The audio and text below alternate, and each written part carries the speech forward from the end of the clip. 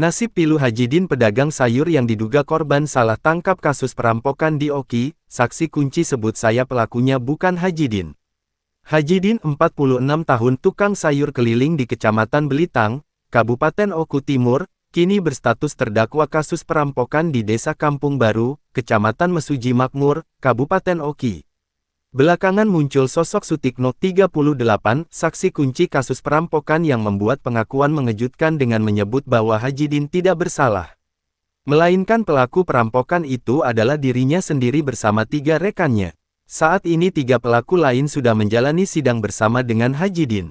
Namun Sutikno malah berstatus saksi kunci dalam kasus ini, sementara Hajidin yang ia sebut tak tahu apa-apa malah dijadikan tersangka dan kini berstatus terdakwa di pengadilan